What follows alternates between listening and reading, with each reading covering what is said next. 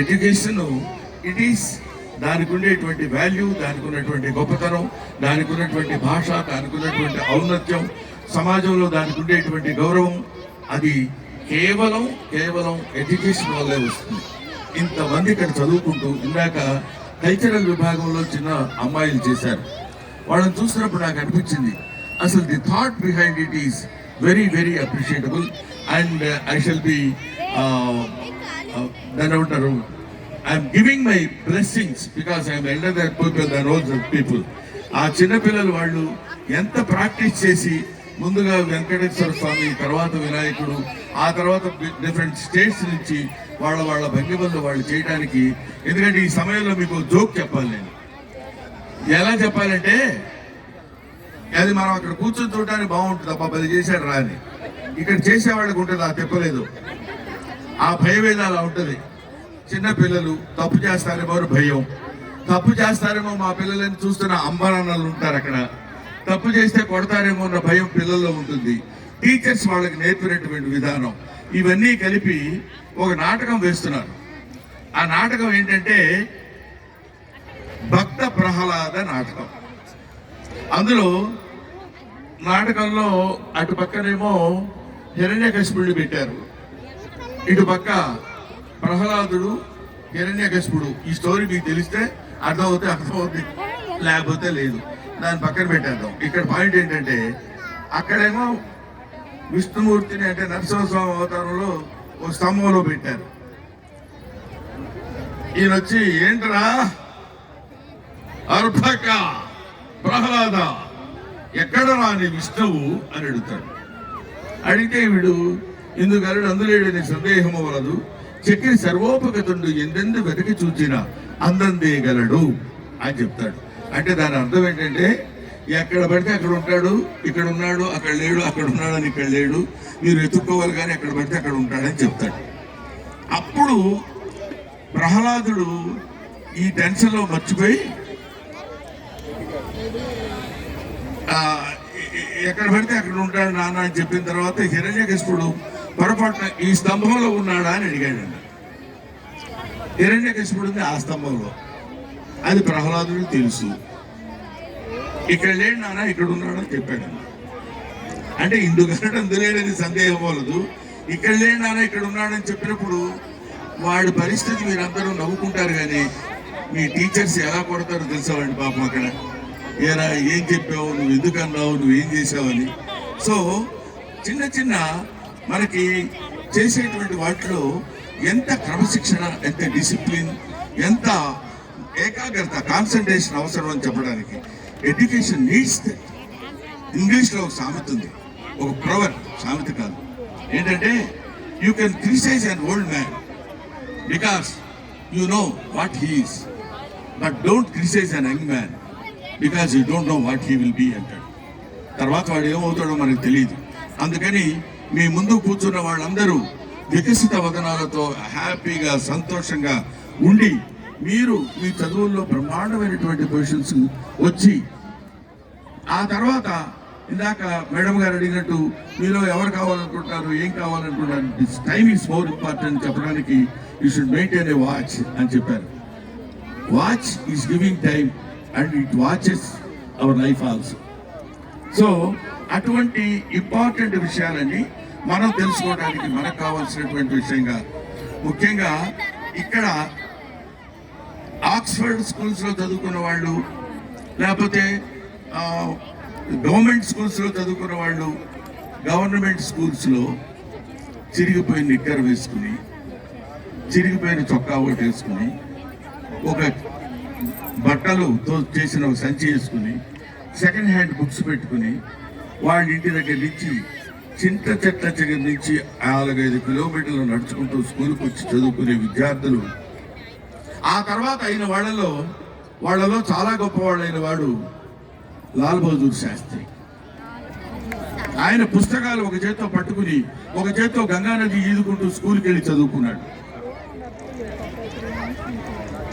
BR Ambedkar అలా చదువుకున్నాడు.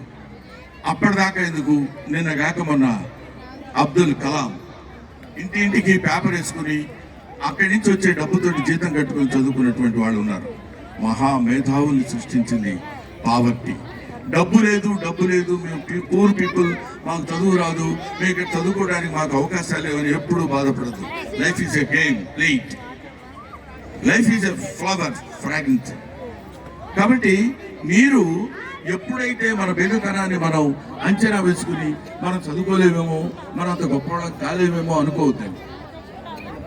తల్లిదండ్రులను ఎలా ప్రేమిస్తామో పావర్టీని కూడా అలా ప్రేమించండి. పావర్టీ మనకి ఎన్ని జీవితాల్లో ఎన్ని నేర్పుతుందో అందుకే నా బయోగ్రఫీలో నేను రాశాను. నేను అనే నా పుస్తకంలో నేను రాసింది ఏంటంటే, నో, ఎప్పుడైనా మనం అన్నింటినీ ప్రేమించినట్టు అంతకంటే అధికంగా మనం పేదరికాన్ని ప్రేమించాలి, దరిద్రాన్ని దూరంగా పెట్టాలి. దరిద్రం వేరు, పేదరికం వేరు. పేదరికం అంటే డబ్బు లేకపోవడం పేదరికం, అన్నం లేకపోవడం పేదరికం, ఉండటానికి ఇల్లు లేకపోవడం పేదరికం, కట్టుకోవడానికి బట్టలు లేకపోవడం పేదరికం. ఇవన్నీ ఉన్నా ఇంకా ఏదో లేదనుకోవడం దరిద్రం. అలాగే దరిద్రులుగా మాత్రం ఎవరు ఉండొద్దు, పేదరికంగా ఉన్నా పర్వాలేదు. అలాంటి వాటితో ఉన్నప్పుడే ఒక పట్టుదల, ఒక దీక్ష మనలో వస్తుంది. ఇంకా ఇంకా ఇంకా గొప్ప స్థితికి రావాలని కోరుకున్నవాళ్ళు. నేను సత్తెనపల్లి దగ్గర మా ఊరు చాగంటూరుపాలెంలో పుట్టాను, ఉప్పాడలో పెరిగాను. చిన్నప్పుడు ఉంటే అక్కడే ఉండేది. అక్కడ జగన్నాథ స్వామి ఆలయం ఉండేది. అక్కడికి చదువుకోవడానికి వెళ్ళి అక్కడ ఉన్నటువంటి పరిస్థితులన్నీ మాకు తెలిసి చాలా కష్టపడి చదువుకున్నప్పుడు, అయ్యో, నేను నా జీవిత చరిత్రలో రాసిన ఒకే ఒక లైన్ చెప్పేసి ముగించేస్తాను. నాకు నిక్కర చిరిగిపోయింది. నిక్కర చిరిగిపోతే తల్లిదండ్రుల దగ్గరికి వెళ్ళి, నాన్న నిక్కర చిరిగిపోయింది, కొత్త నిక్కర కుట్టించమంటే 2 పీకాడు. ఎందుకంటే పెద్ద ఫ్యామిలీ, కుట్టించే ఓపిక ఆయనకి లేదు. తల్లి దగ్గరికి వెళ్తే నవ్వి ఊరుకుంది. అప్పుడు నేనేం చేశానంటే, నేను చిరిగిపోయిన నిక్కర్ని నలుగురికి కనపడకుండా ఉండటం కోసం చాలా తెలివిగా చిరిగిపోయిన నిక్కర్ కుట్టాడు అనేటువంటి ఆలోచన ఎదుటివాడికి కలగకుండా నిక్కర్ క్లాత్ లోనే కలిసిపోయేటట్టు కుట్టేటువంటి స్కిల్ అప్పుడు నేను నేర్చుకున్నాను. నా పేదరికం నేర్పింది అది. ఆ తర్వాత అది పావర్టీ అనేది అట్లాంటి సమయంలో అలా నేర్పుతుంది. కాబట్టి మనం అటువంటి స్థితిలో ఉన్న వాళ్ళం. ఇవాళ అలా నడుచుకుంటూ వెళ్ళిన వాడిని, సైకిల్ మీద వెళ్ళిన వాడిని, రిక్షాలో వెళ్ళిన వాడిని, చిన్న దాన్ని ఏమంటారు మోటార్ సైకిల్ మీద వెళ్ళిన వాడిని, కార్లో, ఫ్లైట్లో వెళ్ళి రాష్ట్రపతి భవన్లో పద్మశ్రీ ఎందుకోగలిగాను. మై డియర్ స్టూడెంట్స్, ఇవాళ మీకు నేను చెప్పేది ఏంటంటే, నేను ఇంత గొప్పవాడిని అయ్యానని చెప్పడానికి మాత్రం కాదు. గొప్పవాళ్ళు అవ్వటానికి యు డూ యువర్ జాబ్. నీ పని నువ్వు చేయి. నీ పని నువ్వు చేసుకుంటూ వెళ్ళిపోతే నీకు రావాల్సినవన్నీ అలా వెనకాల వస్తూనే ఉంటాయి.